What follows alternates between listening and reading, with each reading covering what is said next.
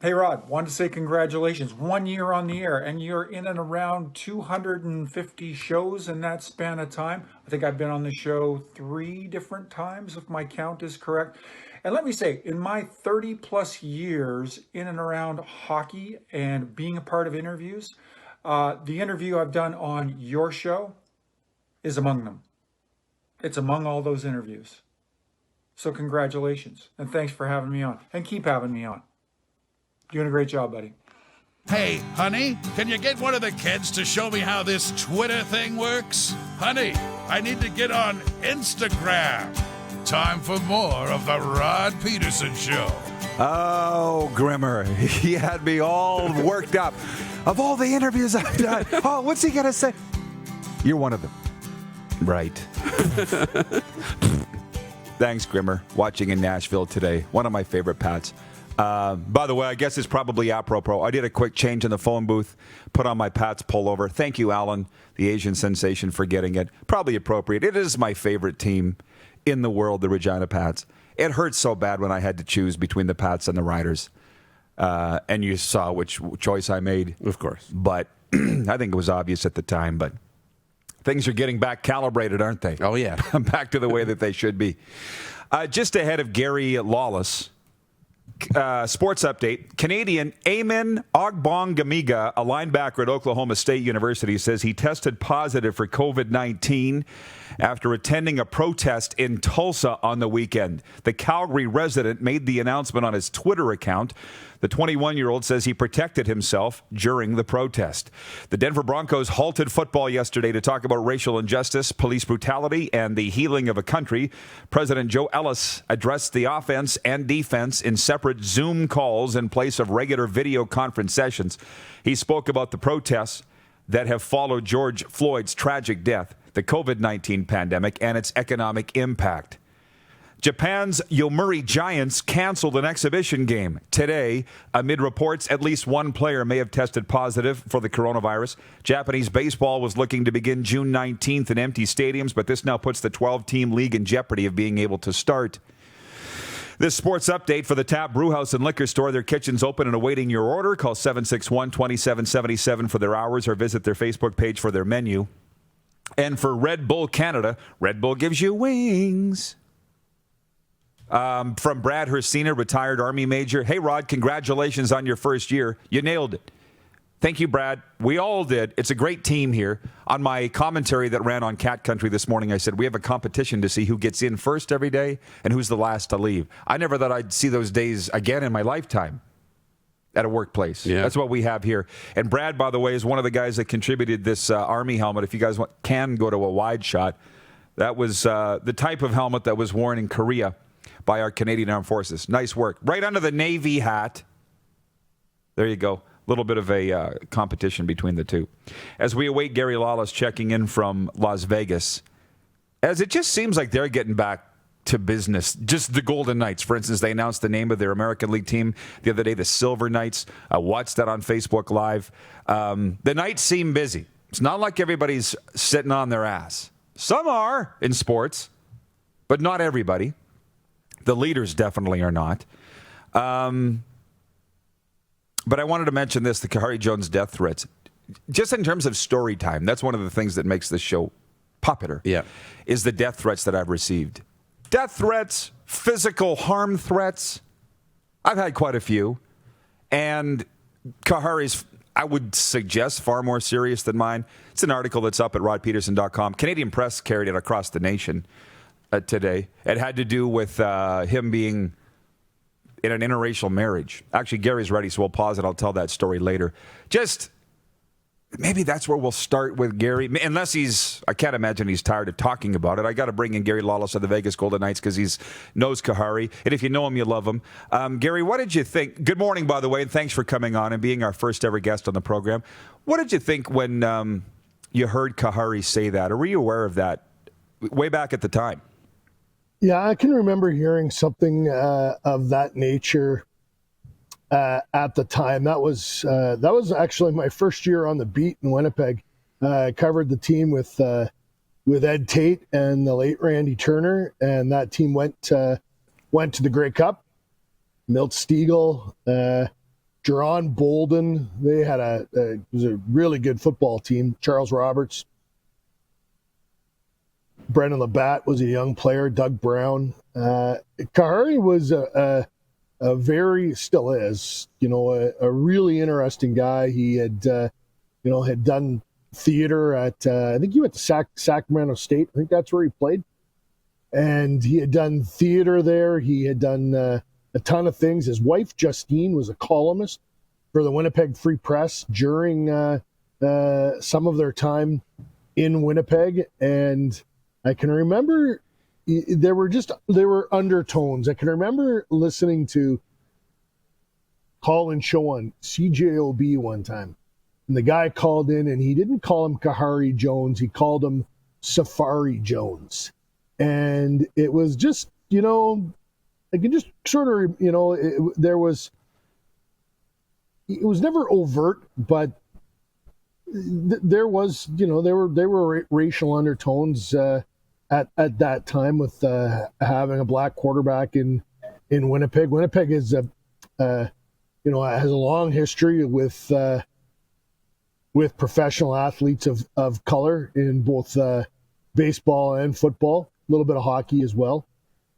So obviously it's really unfortunate that Khari went through this. I was texting with Milt Stiegel the other day, and I'll say this out front. I grew up in small town Canada, and I've never felt racism, obviously, directed in my way. So I don't know. I can't walk in someone else's shoes. I love that great quote from John F. Kennedy about, if you wouldn't want to switch skin color with someone in the United States, how can the country be, what you want it to be? And I'm butchering the quote, but it's an important statement from JFK. Anyways, Milton and I were texting back, and he was talking about, his oldest son is 16 now, and how he's, afraid to let him leave in the car. And I can't even. That's just one person and one segment of this whole experience, and I can't imagine that.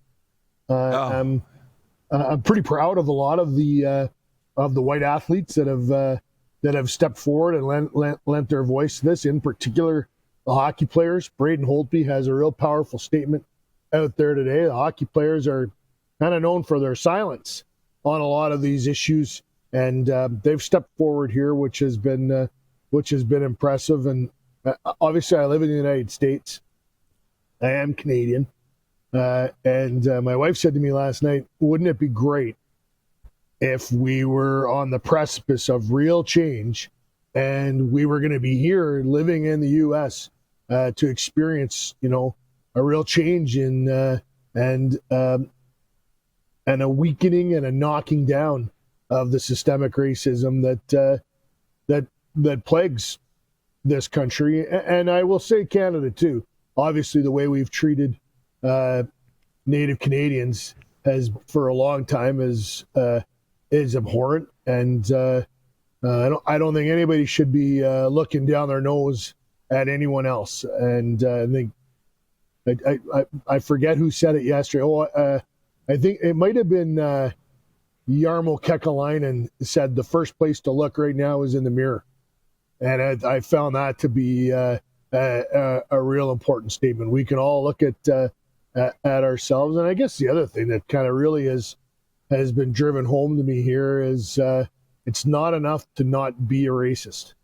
You have to be anti-racist. And that, that's something I've been thinking. I've been watching a lot and listening a lot, and that's something I've really been thinking about the last little while. Oh, I know. And when somebody says a racial term, instead of just biting your tongue, you got to say, "That's not right, man. That's just stupid." And by the way, Duran says, Duran says Canadians just hide it better.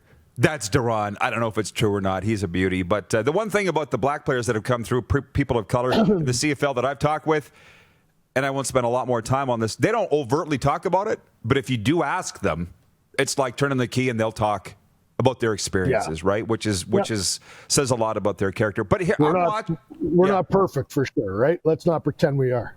No kidding. Let's all try and be better.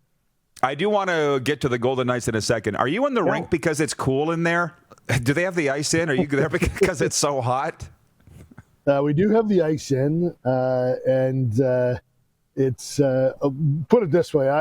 I like to get up early, but I walked out of the house at 5:05 a.m. this morning with the dogs to take them for their walk around the neighborhood, because it's by 7 o'clock. Once that sun comes up, it's we're going through a little bit of a warm spell right now. It's supposed to be really nice next week, and we've been blessed with. Up until last week, it was the weather has been tremendous here, but it's triple digits. We're headed to triple digits today, that's for sure. Unbelievable. Some of our viewers have questions. If you don't mind answering them, Gary, from Nelson, what is the saying above Gary's head? Celebrate the goal horn. And from Tony, he says, Gary, I love the whole idea behind the Henderson Silver Knights. One of the best stories behind a name, logo, and legacy. Can you answer those? Sure. Celebrate the goal horn. Is this our organization has some real culture cornerstones, and one of them is when someone else does something great, celebrate it. So someone else in the organization, when the goal horn goes off, if someone else gets a goal, make sure you celebrate that as much as you would celebrate when you do something well yourself. So we've got these I'm looking at saying right here, like hockey, community is a contact sport. I'm looking at another one that says anyone can be a first star. Support your line mates. We've got all these things around the office in an effort to motivate one another to doing good things. And the Henderson Silver Knights. Yeah. Regarding the Silver Knights, this is fantastic. They had 7,600 ticket deposits. So last Thursday night, we did a show here. It was on VegasGoldenKnights.com, but it was also broadcast on the NBC affiliate here, like the main affiliate, Channel 3 on your dial here in Vegas. They ran it live, and they did a 3-share. That's like a bigger number than I would suggest 50% of the teams in the United States do for their games, NHL teams.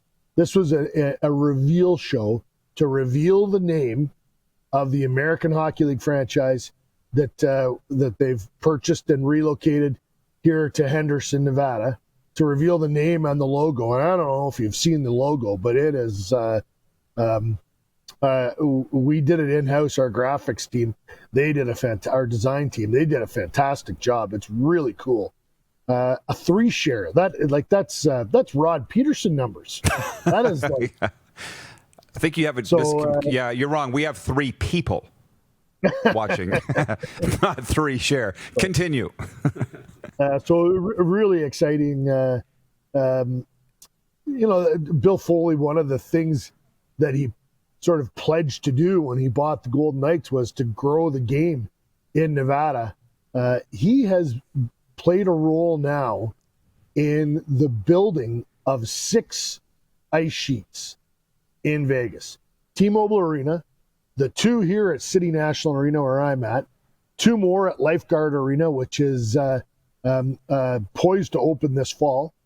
And then the Henderson Event Center, it will be the 6th sheet. The 6th sheet that Bill Foley has played a role in, and they're going to need more.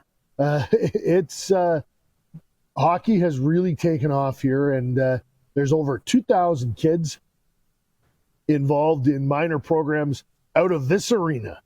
So now that this other arena is going to be open in Henderson, those numbers are going to spike again. It's funny. My daughter lived in Winnipeg and had very little interest in playing hockey.